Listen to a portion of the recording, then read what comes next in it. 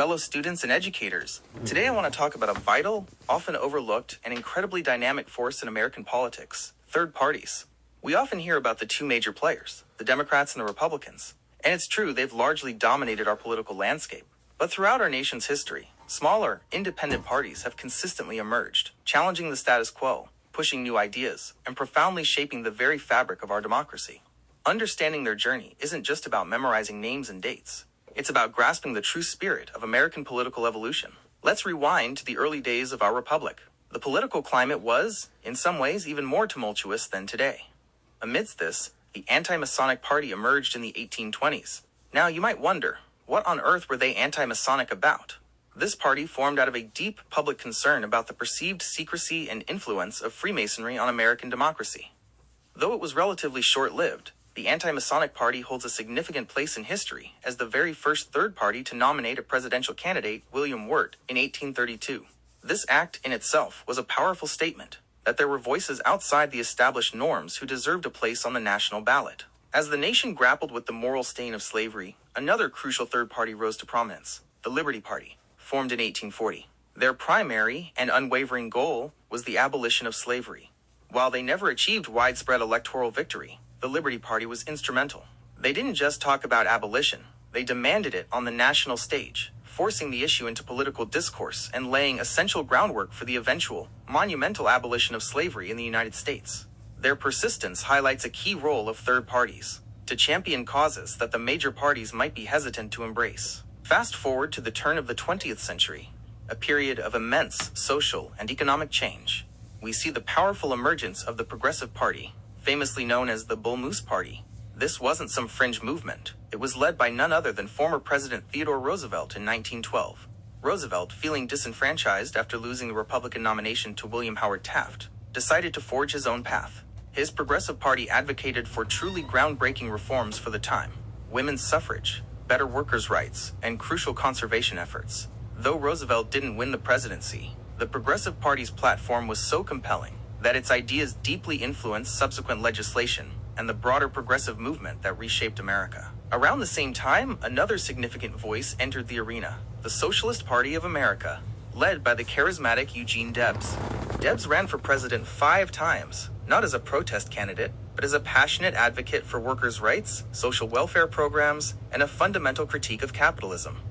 While the Socialist Party never achieved widespread electoral success, their persistent advocacy for social safety nets and fair labor practices undeniably influenced the development of many of the social welfare policies we take for granted today. They put issues of economic justice front and center when many chose to ignore them. The mid-20th century saw another iteration of the Progressive Party, this time led by Henry Wallace in the 1940s and 1950s. This party championed liberal policies, including civil rights and expanded social welfare programs. Despite Wallace's defeat in 1948 and a subsequent decline in the party's popularity, their ideas continued to resonate and influence American political thought, demonstrating that even electoral losses don't necessarily diminish a party's long-term impact on the national dialogue. In more recent history, we've seen the rise of parties with distinct ideologies that continue to shape our conversations.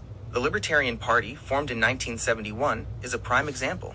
They advocate for minimal government intervention in both economic and personal matters, championing individual freedom above almost all else.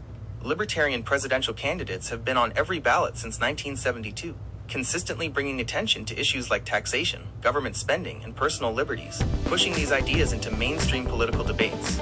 And who can forget the Green Party, which gained prominence in the 1980s?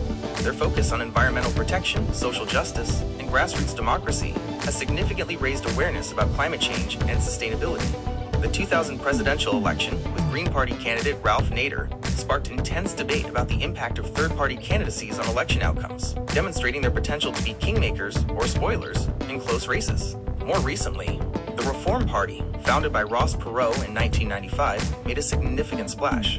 Perot, a successful businessman, captured national attention with his focus on fiscal conservatism and government reform.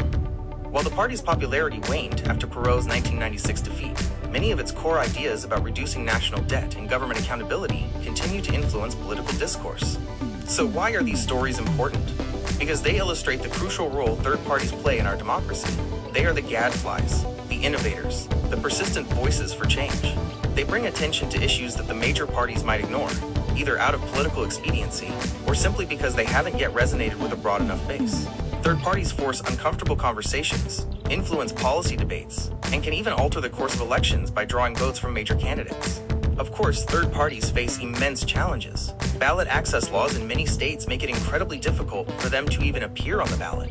Funding is often scarce, and our winner-takes-all electoral system, where the candidate with the most votes wins the entire state's electoral votes, makes it incredibly hard for smaller parties to gain traction. Yet, despite these hurdles, they persist. The impact of